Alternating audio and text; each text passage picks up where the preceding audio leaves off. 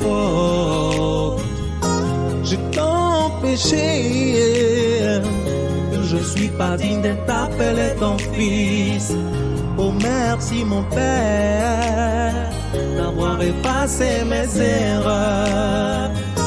Malgré nos nombreux péchés, reconnaissons qu'il est Seigneur, de nous serons sauvés.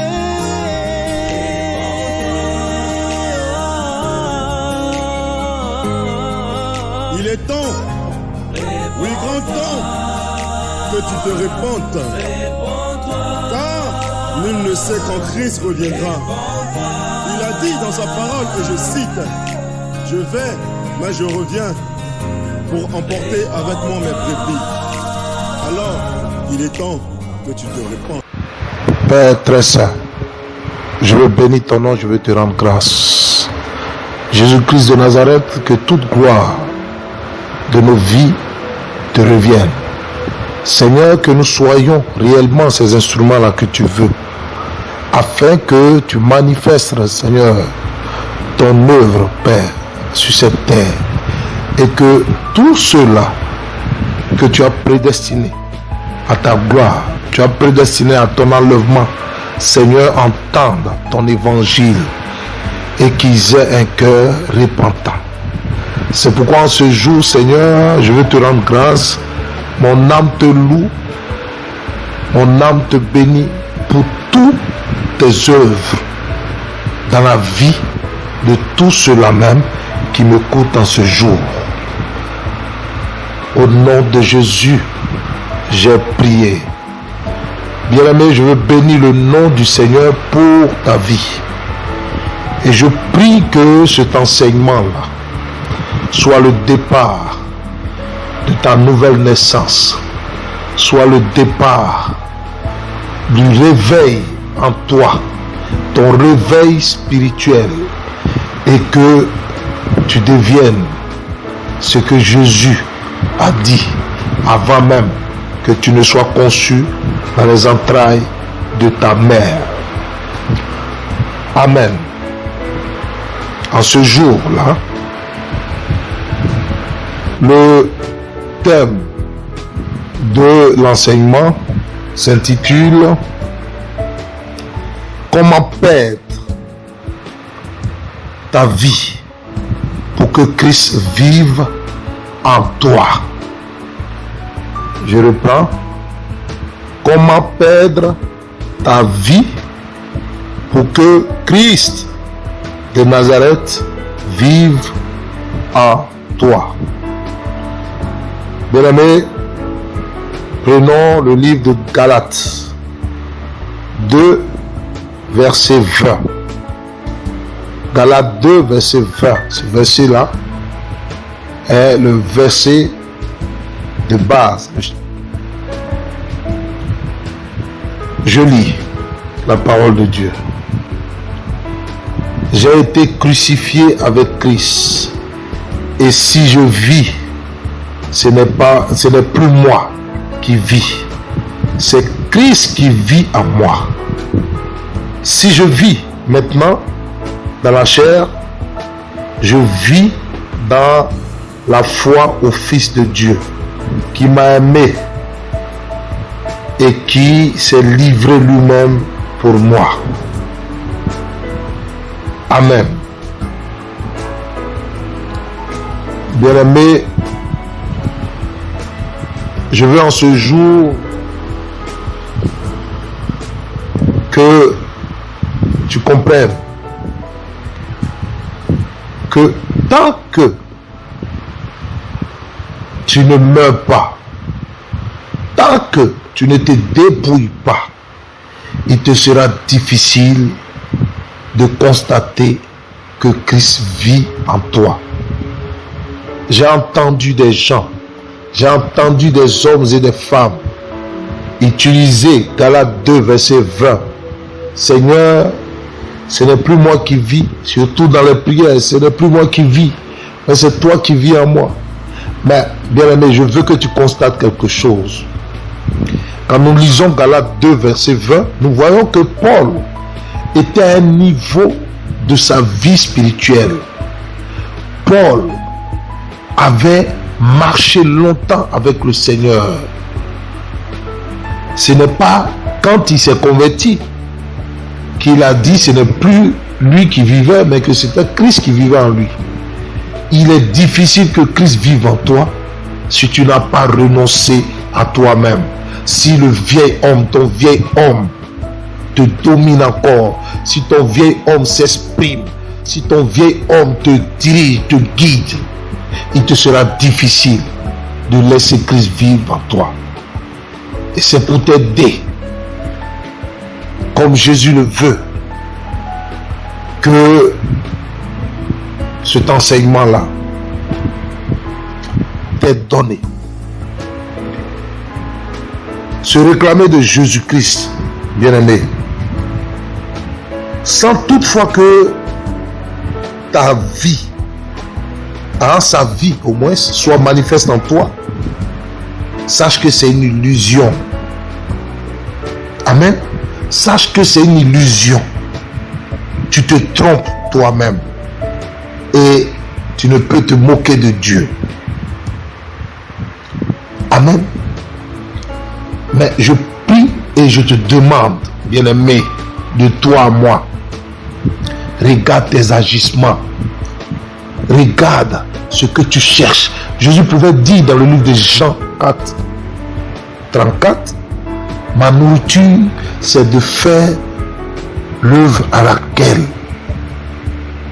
mon Père m'a envoyé. Ma nourriture, c'est de faire la volonté de mon Père. Jésus pouvait le dire.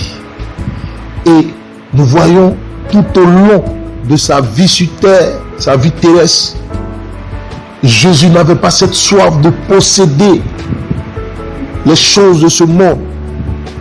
Jésus ne cherchait pas à s'amasser les richesses de ce monde, car il savait qu'il était pèlerin sur terre, car il savait que c'était la rouille. Ces choses-là qui sont dans le monde. Amen.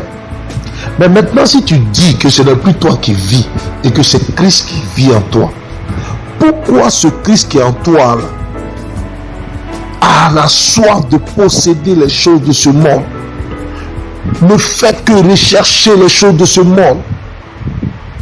Et Jésus pouvait dire encore qu'il ne fait rien de lui-même et que tout ce qu'il fait lui est ordonné par le Père. Mais toi, tu dis que Jésus vit en toi. Mais, bien-aimé, pourquoi te trompes-tu? Pourquoi tu te trompes toi-même? Regarde, l'esprit qui est en toi, là, qu'est-ce qu'il recherche? Qui te guide? Ce que tu fais, tout ce que tu entreprends sur la terre, là, c'est au nom de qui tu entreprends cela? Car Jésus, tout ce qu'il faisait pour son Père, c'était de faire connaître son Père aux hommes, à Israël. Alléluia. Il prêchait l'amour, il enseignait l'amour, le pardon, la rémission des péchés, la repentance, le renoncement à soi-même.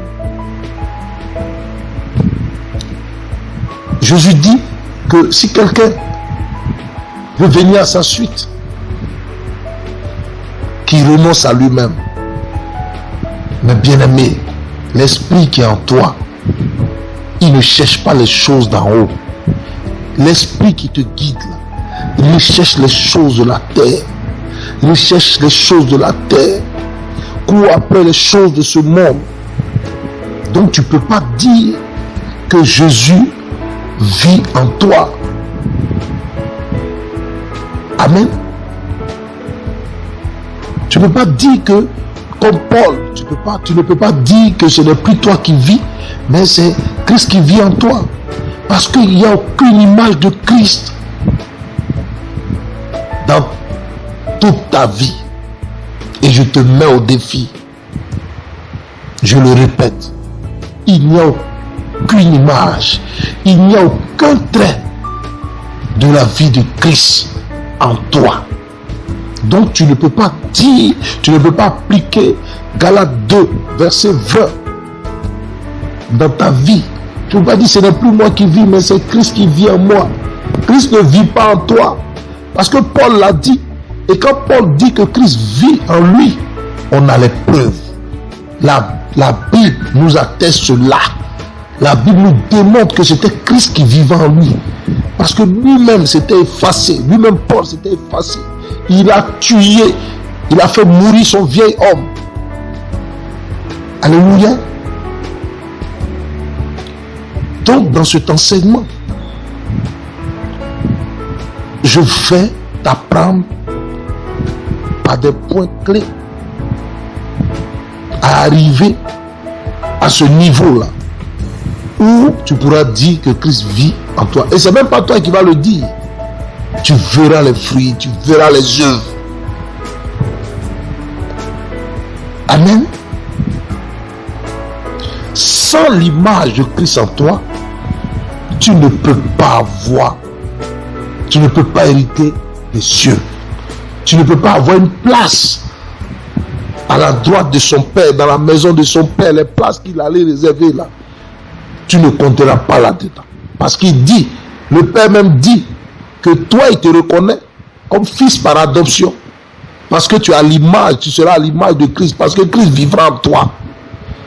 Et voici que Christ ne vit pas en toi. Tout ce que tu reflètes là, c'est ce que le monde t'a enseigné. C'est le système de ce monde, l'éducation de ce monde, les choses de ce monde, l'intelligence de ce siècle-là, de ce monde-là, les coutumes et les traditions de ce monde. Amen. Donc nous allons prendre un premier point. Et ce point-là, je l'ai nommé 1. Vous notez 1. En premier, 1. J'ai été créé à l'image d'Adam. Oui, parce qu'il faut le savoir. L'on te dit, l'on te fait croire, oui, tu as été créé à l'image. Mais lis bien ta Bible. La Bible dit, Dieu créa l'homme à son image et à sa ressemblance. Amen. La Bible dit, Dieu créa l'homme à son image et à sa ressemblance. Cet homme-là, regardez, il n'est pas au pluriel. Il parlait d'Adam. Il a créé Adam à son image et à sa ressemblance. Amen. Mais toi, tu as été créé hors du jardin d'Éden. Et tu as été créé à l'image et à la ressemblance d'Adam, qui fut en disgrâce à cause de sa désobéissance. Il a été chassé du jardin, là où lui, il a été créé à l'image de Dieu. Et la Bible va nous dire dans le livre de Genèse 5, au verset 1 à 3, je lis, que tu as été engendré par Adam et que tu as été son image et à sa ressemblance. Tu as été à son image et à sa ressemblance. Je lis Genèse 5, verset 1 à 3. Voici le livre de la postérité d'Adam. Lorsque Dieu créa l'homme, il le fit à la ressemblance de Dieu. Il créa l'homme et la femme, c'est-à-dire Adam et Ève. Il les bénit et il les appela du nom d'homme. Lorsqu'il fut créé, Adam, âgé de 130 ans, engendra un fils à sa ressemblance, selon son image, et il lui donna le nom de Seth. Bien-aimé, souligne cela. Adam engendra un fils à sa ressemblance et selon son image. À sa ressemblance et selon son image. L'homme, Adam, a péché. Il a désobéi. C'est pas parce qu'il avait forniqué, c'est pas parce qu'il avait commis un adultère, c'est pas parce qu'il avait calomnié, non. Mais il a désobéi à la voix de son Créateur. Et Dieu dit, l'homme a péché contre moi. Et il a été chassé. Il fut chassé du jardin d'Éden. Et étant loin du jardin d'Éden, Adam et Ève vont s'accoupler et vont engendrer un fils. Ils vont appeler Seth, à leur image et à leur ressemblance. Voilà pourquoi on pourra dire, cette fille-là ressemble à son père. Voilà pourquoi on pourra dire, cet enfant-là, mais il ressemble à son papa, mais regarde comment il est, mais il a les ongles de il a les orteils de sa mère. Amen. En 2, le péché et toi. 2, le point 2, le péché et toi. Quelle est à l'origine ton acquaintance avec le péché? Nous allons prendre le livre des Psaumes 51 au verset 5. Je lis. Voici, je suis né dans l'iniquité et ma mère m'a conçu dans le péché. Adam n'a pas été créé dans le péché. Mais toi et moi avons été créés dans le péché. Amen. Ainsi le dit David. David que Dieu s'était choisi. Et il était conscient, ce David, qu'il était entièrement couvert par le péché. Et que la seule façon de ne plus être à l'image du péché était d'être à l'image de ce que Dieu a résolu faire de lui. Bien-aimé, si tu veux être exempt du péché, si tu ne veux pas être sous la condamnation, souviens-toi qu'il a dit à Pierre, Simon Pierre, il dit à Pierre, suis-moi et je te ferai pécheur d'hommes. Voici ce qu'il a fait de Pierre dans les cieux. Et il a fait de toi une créature si merveilleuse dans les cieux. Cette volonté dont on vous brandit, non, Dieu a dit tu seras un grand entrepreneur, le Seigneur a dit tu seras, mais c'est quel est ce Dieu qui vient pour vous donner, pour vous enraciner, pour tourner tout votre être, vos pensées dans ce monde-là, dans les choses du monde, dans les biens de ce monde. Hey, tu seras homme d'affaires prospère. Lis ta Bible. Regarde le Nouveau Testament là. Les Matthieu, les Jean. Matthieu, c'était un collecteur d'impôts. Mais Jésus dit, suis-moi. Il a tout abandonné pour le suivre. Pierre a abandonné la pêche pour le suivre. Car l'identité qu'il avait fait de Pierre, cette identité-là n'était pas ce que Pierre vivait sur la terre. Ce n'est pas parce que Pierre était en train de pécher, il n'était pas couché sur une femme. Alléluia. Le péché originel, c'est le fait de ne pas marcher dans les desseins que Dieu a conçus avant même que tu ne sois sur la terre. Parce qu'il dit, bien avant même que tu ne sois sur cette terre-là, il te connaissait. Il connaît les projets de paix et de bonheur qu'il a formaté pour toi. Il a formé pour toi. Mais ces projets-là, c'est lui seul qui les connaît. Et tant que tu ne demeureras pas dedans, je ne parle pas des projets mondains, je ne parle pas d'une entreprise, d'une société anonyme, je ne parle pas de ces choses-là. Regardez, Jésus sur la terre, a-t-il enseigné les choses du monde? A-t-il donné les choses du monde à ceux-là, à ses disciples? Non. Et si vous voulez être disciple de Jésus-Christ, mais regardez, il dit, il insiste sur un fait. Il dit, abandonnez vos vies. Acceptez de mourir. Acceptez de tout perdre. Mais vous décidez de garder votre vieil homme. Vous le ressuscitez.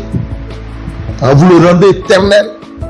Et vous voulez rentrer dans la gloire du Seigneur, dans le royaume de Dieu, avoir une place au paradis avec ce vieil homme-là. Vous vous trompez vous-même. Vous vous mentez vous-même. Alléluia.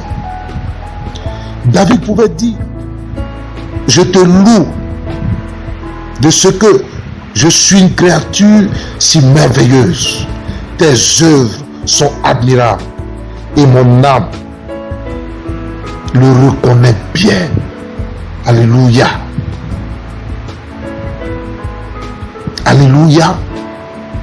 Si vous lisez le psaume 139, vous verrez ce passage-là. Bien-aimé. Par cette créature si merveilleuse qui ne se manifeste pas. Cette créature si merveilleuse que tu es, qui n'est pas encore manifeste, est en toi. Et le péché a couvert cette créature-là. Parce que tu te diriges de toi-même. Parce que tu as décidé d'écrire ton nom sur la terre. Parce que tu as soifé de réalisations pour que tes prochains, les hommes sur cette terre, t'attribuent un nom. Ah, c'est un grand. Ah, c'est un homme riche. Mais ne sais-tu pas que c'est le diable, dès le commencement, qui a catégorisé les humains? Il a catégorisé les humains. Non, ça c'est une grande classe. Ça c'est un grand milieu. Bon, ça c'est les pauvres. Jésus et Dieu n'ont jamais catégorisé les êtres humains. Et le diable utilise ces choses-là pour vous sceller pour l'enfer. Il a catégorisé des soi-disant célébrités. D'autres se font appeler stars. D'autres cherchent de la notoriété. Amen. Donc nous avons été conçus dans le péché. Et c'est ce péché-là qui fait qui couvre. Amen. Le plan céleste, le plan divin que Dieu a fait, a créé de son propre chef. La Bible dit tous ont péché et sont privés de la gloire de Dieu. C'est à cause du péché que nous sommes privés de ce que Dieu a fait d'aussi merveilleux avec nos vies. Alléluia. Bien-aimé, je répète encore. Regarde la créature si merveilleuse que tu es, et que Paul était. Qui savait que Paul pouvait accomplir ces miracles-là, pouvait redonner, ramener des vies à la lumière et les faire asseoir dans cette lumière-là. Qui savait que Paul pouvait conduire toutes ces âmes-là dans l'éternité. Mais regardez ce que le péché a fait de lui. Un tueur, un criminel. Mais ce n'est pas Paul seulement. Regarde toi-même ce que le péché a fait de toi. Un menteur, un calomniateur. Tu commets l'adultère. La convoitise est ton partage, l'orgueil, la cupidité, la colère. Et j'en passe. C'est donc à l'image d'un homme corruptible que tu es né dans ce monde. Et dans sa compassion, dans sa miséricorde, Jésus-Christ, Dieu, par son Fils Jésus, a décidé de t'adopter. Si du moins tu as l'image, tu deviens l'image de son Fils. Et voici ce que Paul a toujours recherché dans sa vie.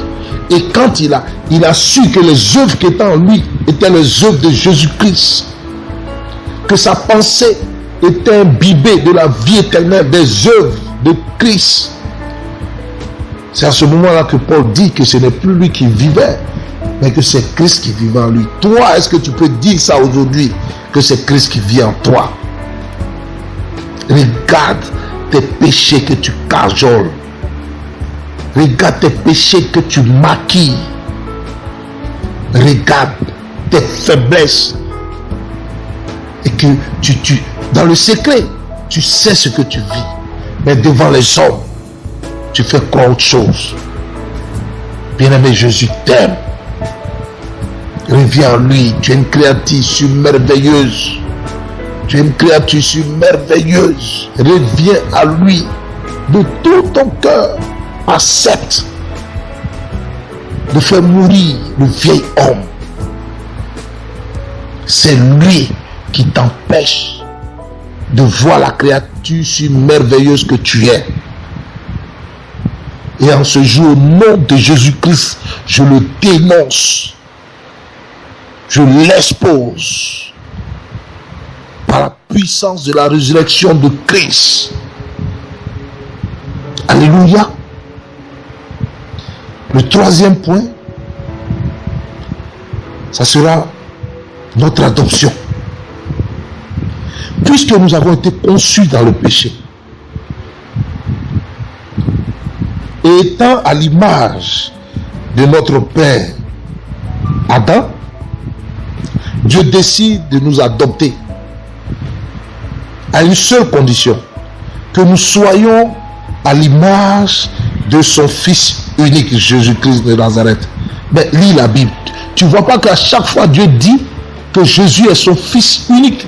Il précise, il dit, c'est mon Fils unique. Mais toi, tu te réclames d'être fils de Dieu. Là. Tu es lequel? Puisqu'il dit, il a un Fils unique. Pour te consoler, tu dis, tu es son enfant. Amen. Et je veux que nous prenions le livre de Romains 8, verset 29. Romains 8, verset 29. Je lis. Car ceux qu'il a connus d'avance, il les a aussi prédestinés à être semblables, à l'image de son Fils. Soulignez cela. À être semblable à l'image de son Fils, afin que son Fils fût le premier-né entre plusieurs frères. Bien-aimés. Amen. Donnons un peu une définition à l'adoption. L'adoption, c'est l'acte de s'occuper d'un enfant étranger, comme s'il était le nôtre, s'il était notre. Amen. Je répète, l'adoption, c'est l'acte de s'occuper, de prendre en charge un enfant étranger à nous. Amen. Comme s'il était notre. Et pour que notre adoption soit approuvée par Dieu, nous devons faire mourir le vieil homme. Le fameux vieil homme. Le fameux vieil homme qui nous empêche de découvrir la créature si merveilleuse que nous sommes pour Yahweh Jireh. Amen. Le vieil homme qui est en nous. Car notre ressemblance avec notre père Adam, Adam le déchu, qui a été déchu, c'est le vieil homme. Notre ressemblance avec Adam, c'est notre vieil homme. Et Dieu ne veut pas voir ce vieil homme-là. Quand il voit ce vieil homme, il voit Adam qui l'a trahi, qui s'est opposé à lui, qui s'est rébellé, qui a désobéi. Amen. Voici pourquoi il va nous demander, dans le 4e point, de faire mourir le vieil homme qui est en toi, ou de te dépouiller du vieil homme qui est en toi. Amen. Se dépouiller du vieil homme qui est en toi. Car tant que ce vieil homme n'est pas mort ou que tu ne l'as pas dépouillé, il te sera difficile de découvrir la créature si merveilleuse comme Paul a été une créature si merveilleuse, comme Simon-Pierre a été une créature si merveilleuse. Judas Iscariote, regarde son histoire. Sa cupidité a fait qu'il ne pouvait pas découvrir, il n'a pas pu découvrir cette créature si merveilleuse qu'il était. Amen. Amen. C'est pourquoi, bien-aimé, je prie que tu comprennes et aussi que ton cœur soit touché. Tout ce qui est dans ce monde est vanité. Toutes ces choses dont tu as soif de posséder passeront. Mais la parole de Dieu ne passera jamais. Nous allons prendre le livre d'Éphésiens 4, verset 22. J'ai dit le quatrième point, se dépouiller ou faire mourir le vieil homme qui est en toi. Je lis Éphésiens 4, verset 22. Si du moins vous l'avez entendu, comme Paul l'a entendu, si du moins vous l'avez entendu, et si conformément à la vérité qui est en Jésus-Christ, c'est en lui que vous avez été instruits à vous dépouiller, eu égard à votre vie passée, du vieil homme qui se corrompt par la convoitise trompeuse. Amen.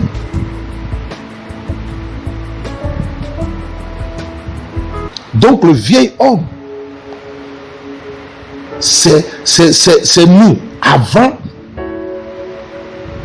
qu'on entend parler du Seigneur.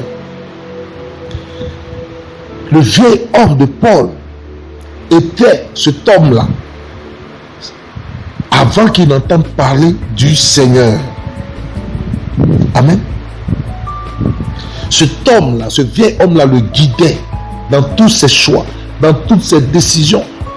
Ce vieil homme-là avait une emprise sur ses décisions. Ce vieil homme-là le poussait à faire ce qui n'est pas digne aux yeux du Seigneur. Comme toi, ce vieil homme-là te pousse à la colère. Ce vieil homme-là te pousse à mentir. Ce vieil homme-là te pousse dans la fornication. Ce vieil homme-là te pousse dans l'adultère, dans la cupidité, dans la convoitise, dans l'orgueil. Ce vieil homme-là, bien-aimé, la liste est longue. Je te donne la permission de les citer. Ce vieil homme-là fait de toi l'esclave du diable et du péché. Ce vieil homme-là te pousse à épouser la séduction, la grandeur, et ne pas rechercher la vie éternelle. Que le Seigneur, qui a créé toutes choses, bien-aimé, frappe à la porte de ton cœur et que tu l'ouvres à l'instant même là où je parle, et que ton vieil homme soit crucifié au nom de Jésus de Nazareth. Amen. Dans la prochaine séquence, nous continuerons avec la deuxième phase de cet enseignement.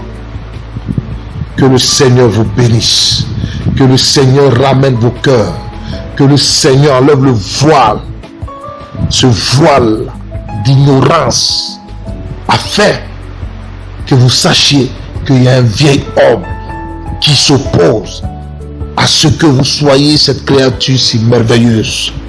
Que le nom de Jésus-Christ de Nazareth soit élevé pour toujours et éternellement. Dieu vous garde et à bientôt.